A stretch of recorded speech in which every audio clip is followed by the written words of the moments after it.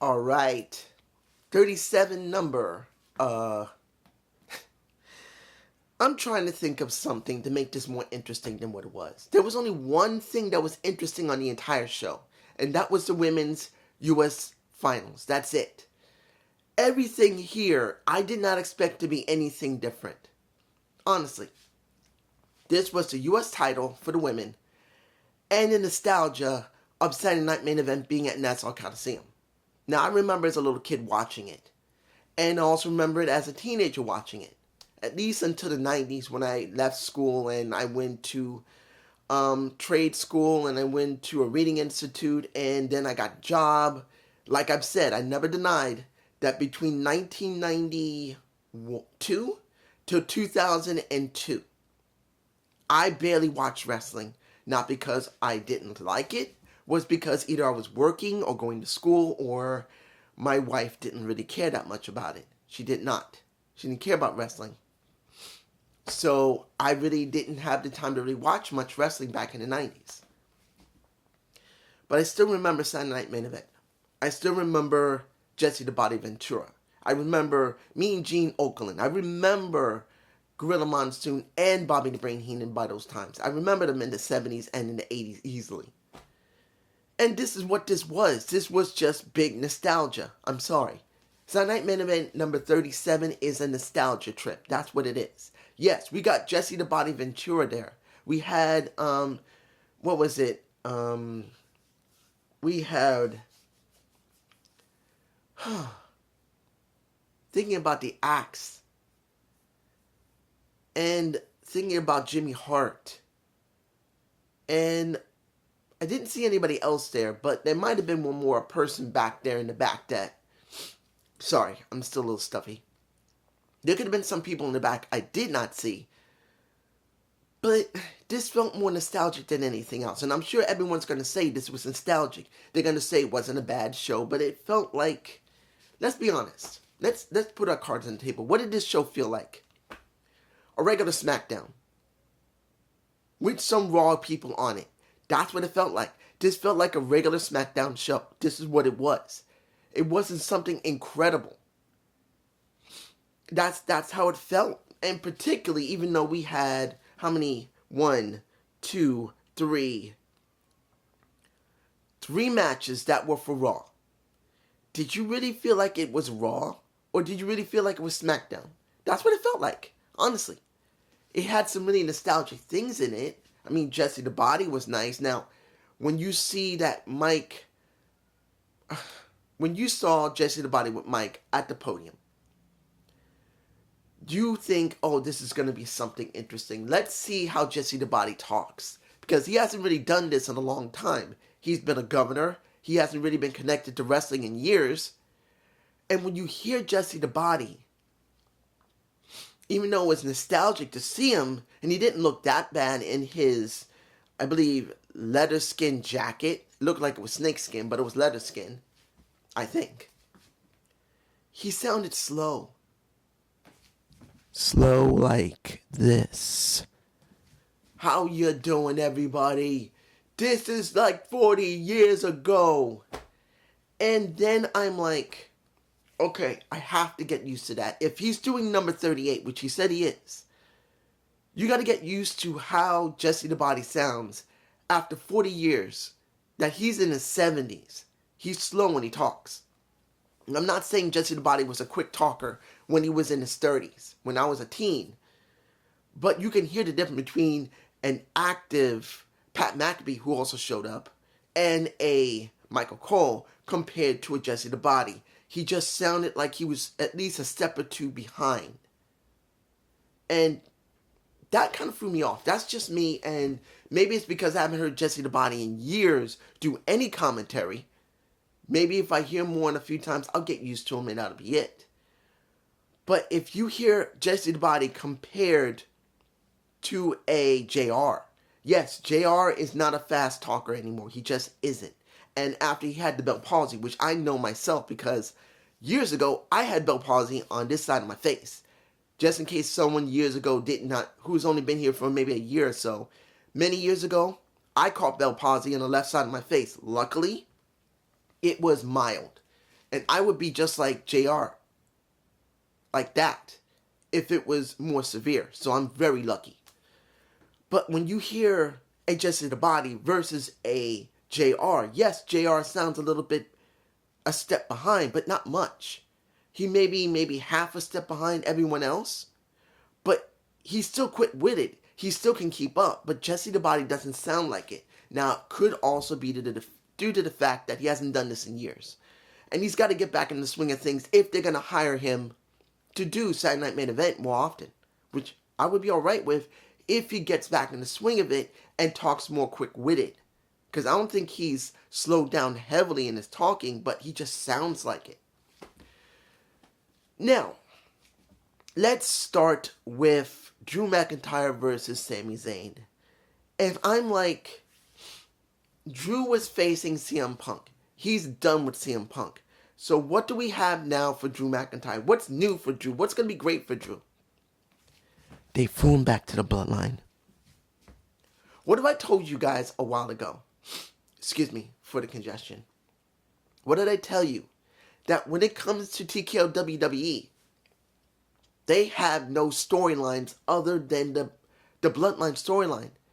There's nothing on Raw but the Bloodline storyline when they were there. And now there's nothing on SmackDown but the Bloodline storyline.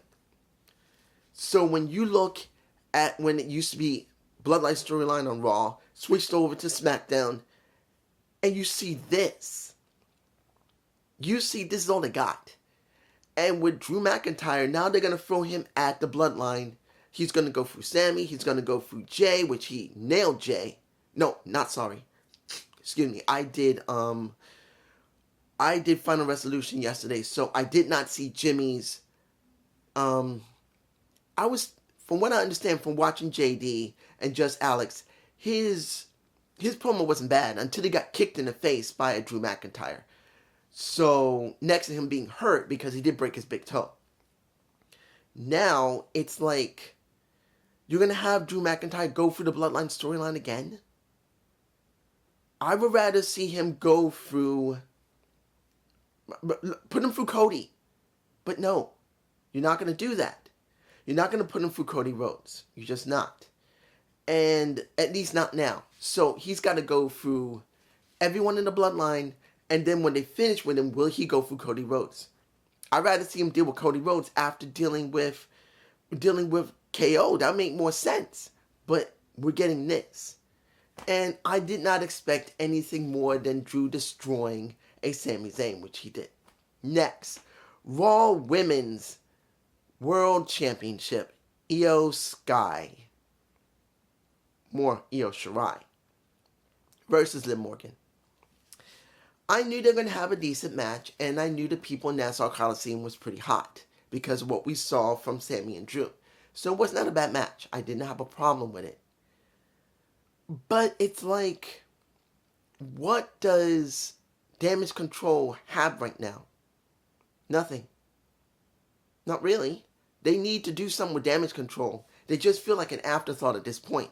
Now maybe when they move over to Netflix, we will be getting something more from Damage Control and Liv Morgan and the Judgment Day. I don't know. I'm hoping. But this is what we got. And Liv wins. Clean. Which I'm not surprised. There was no way they're going to let her job here. I did not think they were going to let her job. Next match, which is the Men's Three-Way World Heavyweight Championship. Gunther versus Damian Priest versus Finn Balor. Who did you really think was going to win? Here's the thing. You have Drew dealing with CM Punk.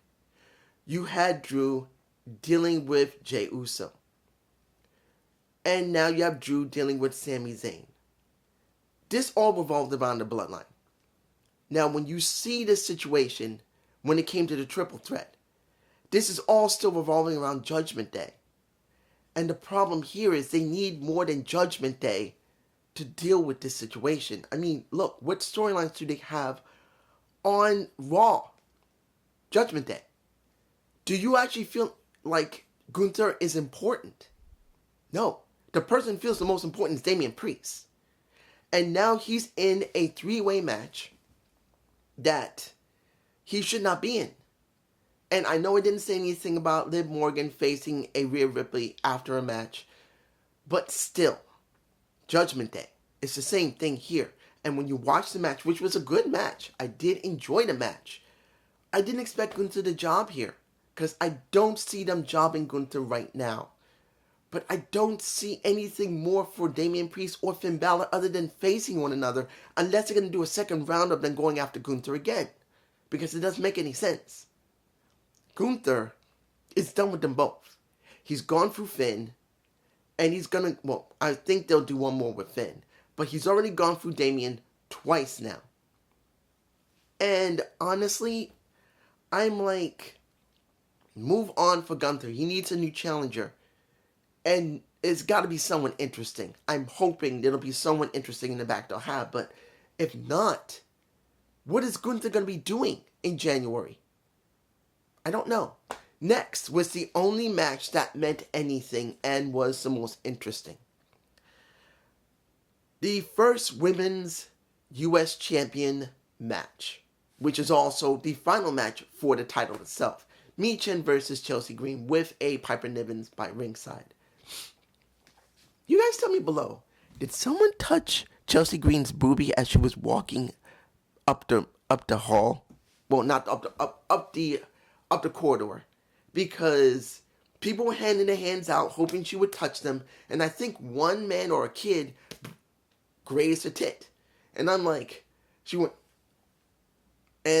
okay, that was unexpected, and I think it will probably be on screen, but let me give it to you like this. I like Michin, and I like Chelsea Green. Let's make it very clear. When it came to Laura Van Ness and to Jade from TNA Impact Wrestling. Both of them I've seen for years. Both of them I've always liked. And the match was fine. Hearing a Michael Cole and Pat McAfee, well, it was Michael Cole mentioning Chelsea Green was a champion 7 years ago on TNA was good. Seeing that they also mentioned a Michin from TNA shows they still having some type of relationship with TNA. Or at least till next year until we know what's going on. Because we still don't know if they're going to mention them or work with them after January. Maybe they will. Maybe they won't. Don't know yet. I don't know. But hearing that made me feel good because it needed to be stated. You don't want to just say these women weren't champions. You could say they're outside, but hearing that they were TNA champions actually made me feel good. That they are at least respecting TNA, at least in this respect. But as I thought about it, who would be the best person to be the next champion? Well, if you're going to be honest, who has gotten the most press? Who's gotten the most activity? Who's gotten the most storyline or character development, seeing that Chelsea Green was thrown into a dumpster in, October and November? It's going to be Chelsea. Love Michin, but I didn't expect anything from her. Not because I don't think she doesn't deserve to be a champion. It's just they haven't done anything with her. Yeah, she had a fight with Chelsea, Piper Niven, Nia Jax. But the problem here is, where did she get? Nowhere. So I didn't expect it to be any different, and Chelsea Green became the first champion, and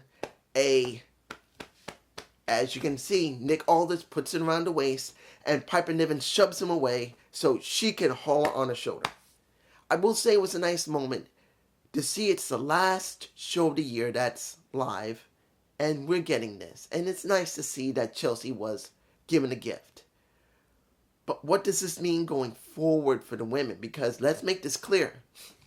They don't book very greatly for the women on SmackDown. Now we do have a second title, which does give more possibilities for more women in the back to be used. But will they use them? That's going to be the big question. Or are they going to keep using the same women they've been using on SmackDown already? Which will be Naomi, who should have won the title but did not. And seeing that you might do something with the only person I can think of that may try and give the title to is Bianca Belair. So, and unfortunately, Jade Cargill is injured, so she's not coming back. But essentially, they need to start bringing more women in. What happened to Carter and Chance? What happened to where is Alba Fire and Isla Dawn? Where are all these women that keep saying they have? They're teaming with women. We haven't seen nothing. Now with a secondary title, they better bring these women out and let them start challenging for that title, or we got nothing. Final match. We got KO versus Cody. Now, this one I wasn't sure who was going to win. They may actually let Cody drop it. That's what I thought. As the last thing, that would be like a surprise next to Chelsea winning the US title. I thought maybe they might do it. And seeing that Jesse the Body was on commentary, like I said, he felt like he was easy a step or a step and a half back. A bit slower than them. And I do kind of chalk it up to not his age, but I think not doing it for so long, he doesn't really have a chemistry with Pat McAfee and a Michael Cole. Maybe he will get better. I'm hoping. It's not because of his age and he just can't get those quick-witted things out. And even though it was old, boring jokes that most people would, in this current time, would not get. Me, I got it. I know what they said. And it wasn't bad jokes, but the current generation may not catch on to those old jokes. So he's got to be more quick-witted. He's got to come up with more better jokes. And if he doesn't, and he stays like a step to a step and a half, almost 2 steps back from Michael Cole, I don't know what to tell you. That's what I'm hoping for. Now, the Eagle Belt was presented. I haven't seen that thing in years. I think the last time I saw it was in 1989. The last time I had been able to watch wrestling. Really? I mean, on WWF. I saw it somewhat between 1990 to 91. But it was difficult to watch because I was going to school a lot. And I do remember that belt. And it was nice to see it. And the key here was nice to see it. What did we get here? We got... when you look at Jesse the Body, and they're trying to incorporate Jesse the Body and talking about what happened with Chad Gable and Cody Rhodes' ankle getting messed up 8 nights ago. That felt a little too, how can I say this? What can I say about this situation where it just felt like it wasn't relevant? And even though Cody was playing into it, it just didn't feel relevant about his ankle. And then worse yet, you telling me they couldn't give us a commercial free? You're telling me they couldn't give us a commercial free on the final match? You couldn't get a commercial free. There had to be commercial. Really?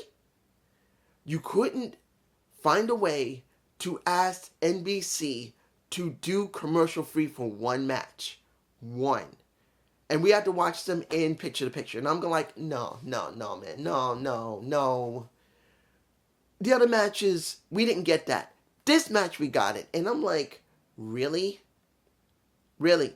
You couldn't do that with Mi Chen and Chelsea Green. This is your champion, and you couldn't do that. And I felt like, really? And I know people say, well, this happens in AEW. Yes. But this is a concept WWE's brought back. It's a concept they just brought back. And you want to make it the most, well, you want it to be most viable. And honestly, I didn't think they needed a commercial. They could have done a commercial free on NBC. Why? Why couldn't you have done the commercial free?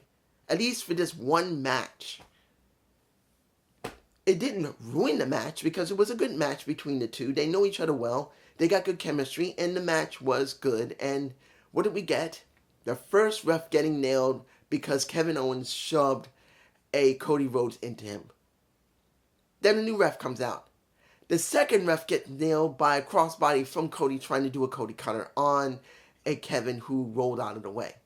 And then chair being introduced. He misses. That's Kevin. And then who uses the chair who wouldn't normally not use it? It was Cody. And that's how he won. And I'm like, okay. What do we got here? Was this a good show? It was okay. With a good amount of nostalgia. With only one match that was relevant, and that was the women's U.S. title picture, but every other match was pretty predictable. Not because I'm a wrestling reviewer, but anybody else, if you watch the show, you would think there's no way that Drew is going to be defeated by Sammy. There's no way that Io Shirai is going to lose to Lib. That didn't make any sense. Particularly that Lib was going to be like that. Because Lib has been on a winning streak. The triple threat, honestly, Gunther did not seem to be beatable right now. Because Judgment Day is a more important story. That's what they're going with. Judgment Day. Finn, always believe in Finn and you will win. Remember? And I'm like, it's pretty predictable. So I think this is what we got here, including the last match. The only one that was completely up in the air was the women's U.S. title match, which I didn't know who was going to win, but I had a feeling that it might be Chelsea. But I would have been fine with Michin too. But it's just me. Peace.